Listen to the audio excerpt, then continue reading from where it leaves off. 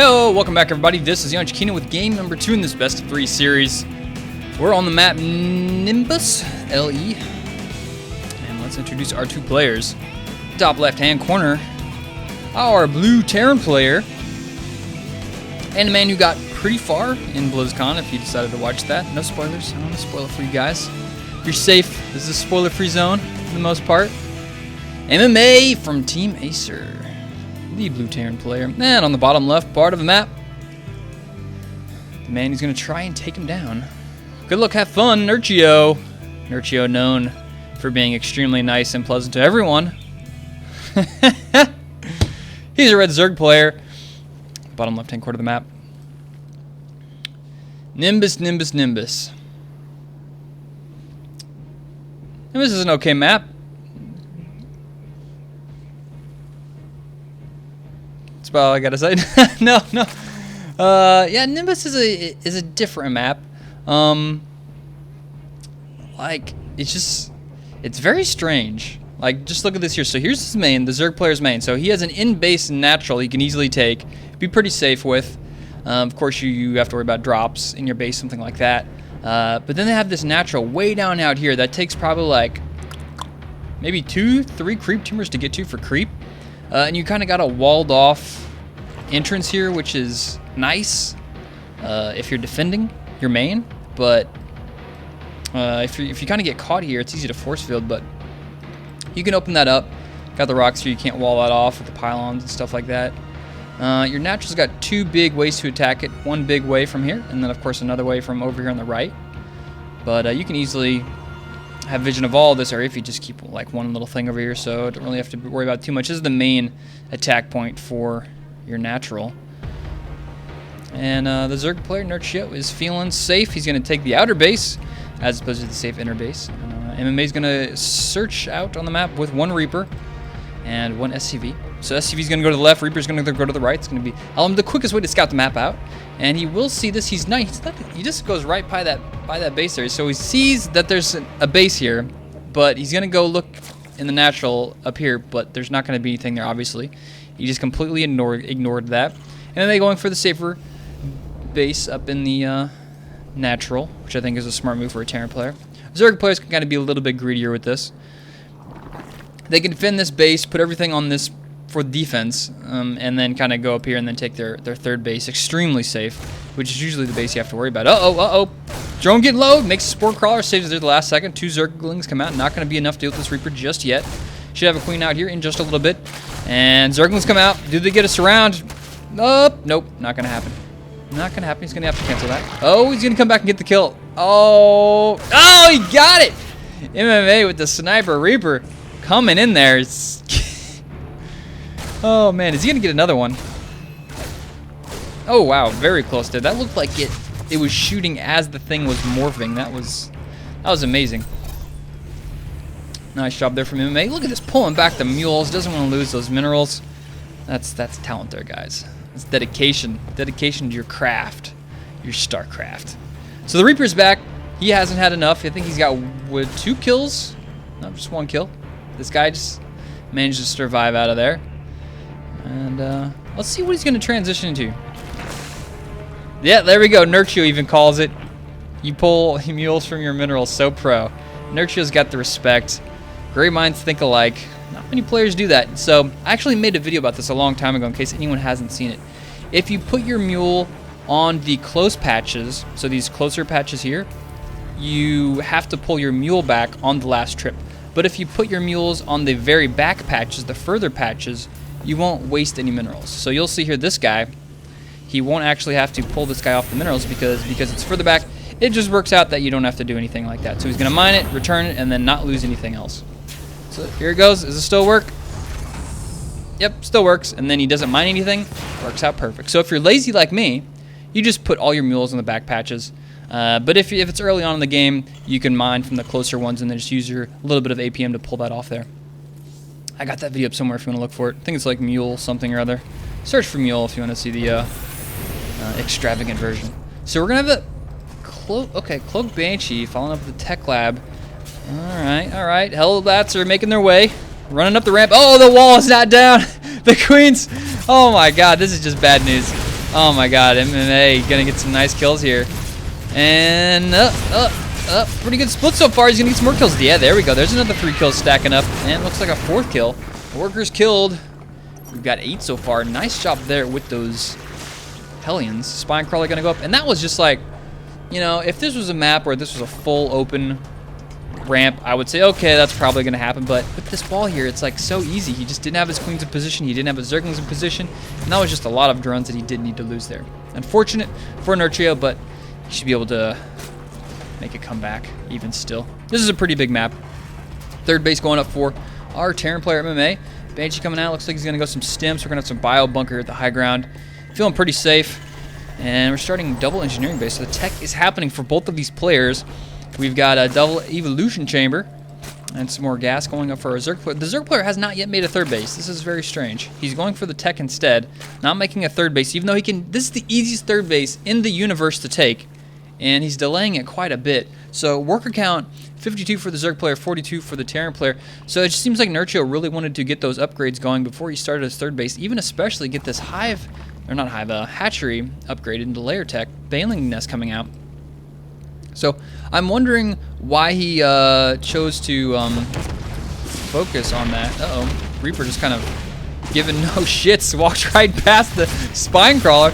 He must have been thinking, you know what, I got this Banshee with me, I'm such a badass. I just gotta walk right in there and show him what's going on. And he quickly gets shut down. He gets killed. Banshee's gonna rack up a couple more kills. Worker kill count. We're up to 11, up from 8 earlier with Hellbats. And oh no, that was a mistake there from MMA. MMA playing a little bit sloppy this game with his units. Really no reason to lose that Reaper or the Banshee. So that's gonna kind of loosen any type of pressure he could apply to his opponent. So a lot of Marines coming out. This is definitely gonna be bio play, of course, because we have double engineering base going up. Infestation pit going down. 3rd base almost done. Your double gas already just about done for Nerchio. And he's doing some cross-map creep tumor spreading. Very reminiscent of TLO since forever. And he's going to start spreading the creep on the right side of the map. He's got a lot of creep tumors all over the place. Look at this. He wants to control the map. He wants creep to be everywhere. Zerglings out. 1-1 is close to being done. The 3rd base is being moved down here for MMA at base number 43. Another bunker going up just to supply a little bit of defense. Of course, of good placement here for a siege tank. But we got a drop in the top left. Medevac with a couple Marines with stim. They will be able to kill a couple Zerglings, maybe a couple drones, but they're not going to get this base. Picking up, going on out of there. And 15 workers killed. I think we were at 11, so 4 more workers killed with that next attack. Going to drop off, do a little bit of healing. So MMA just trying to put on the pressure, slow Nerchio down. Worker count, we're at 57 versus 61. But look at this, Infestors, Banelings. Oh, Nerchio, is he getting ready for something here? He hasn't yet started any more upgrades for his Zerg. We'll see if he starts 2-2 here in a little bit.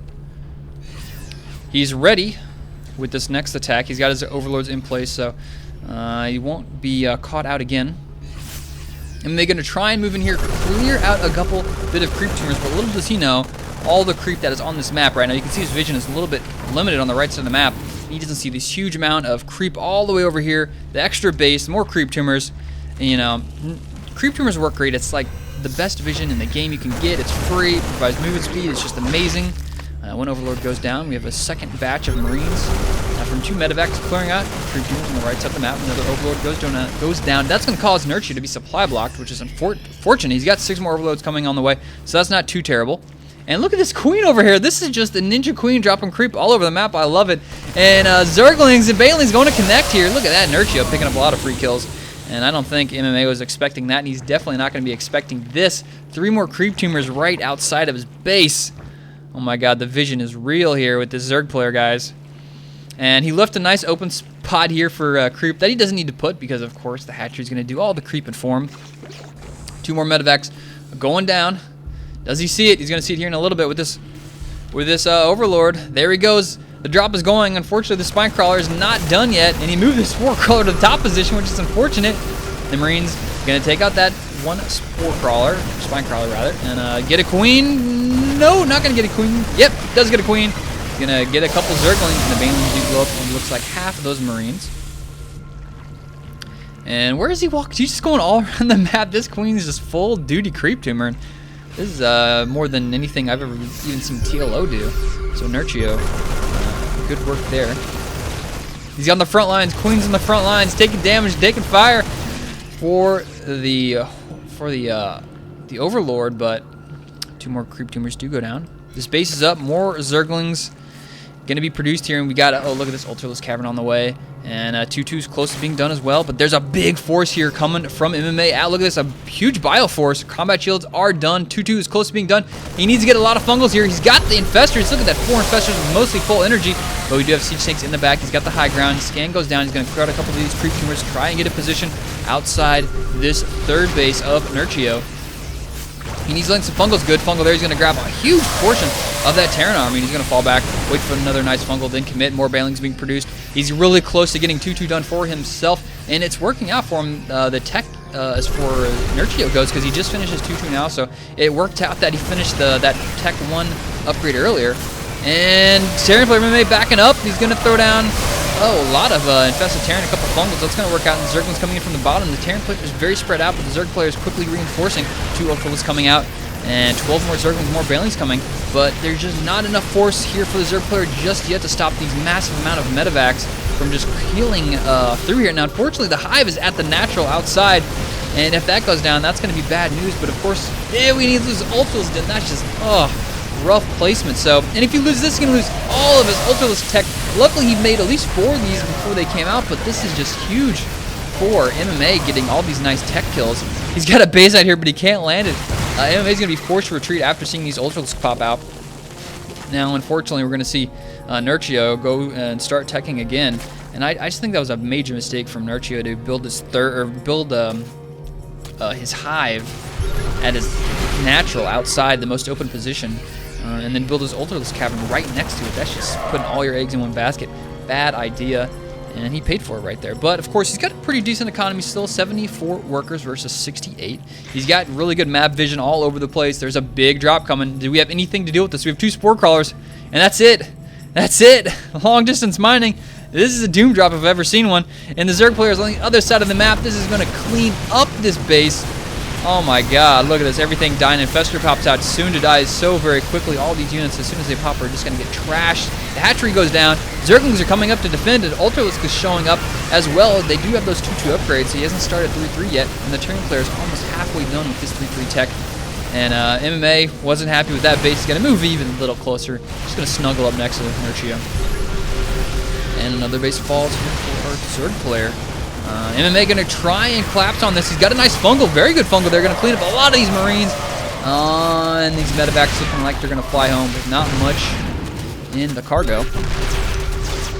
So a pretty big army. They're dead for the Terran player. Gets traded for a base and a decent amount of forces for our Zerg player. So units lost. That's a lot of Marines. That's a lot of Marines he's lost this game. Wow. Losses count 16. Look at that, almost double resources lost for a Zerg player. Those are not numbers you want to be seeing. Widowmine's now out, right outside of the space. This is such a good position for MMA to be in. And I don't know where he's going with these forces. Oh, that was just unfortunate there for Nerchio. He kind of got caught. He was in a bad position, but that was kind of the straw that broke Kimmel's back there, getting those 2 Infestors picked off. That was kind of just that he was down almost 100 supply this far in the game. But man, MMA applying some pressure. Nerchio, I really like how he played there, but it seems like it's hard to say where he went wrong there. Maybe, sure, he had his +1 done whenever his opponent did, but he just didn't have enough forces to really crush that. And of course, one of the big factors of him losing is just whenever he lost his hive at his natural and the Ultralisk Cavern right next to it. That was huge. That was really bad. And of course, that really set back his Ultralisks. Couldn't make any more of those guys. Couldn't tech his, actually, that makes sense. That's why he couldn't get his evolution chambers to get 3-3, because he didn't have tier 3 tech. Now it all makes sense if I pay attention. Anyways, that was game number 2. But yeah, anyways, thanks for watching, guys. Subscribe, and I'll see you guys later.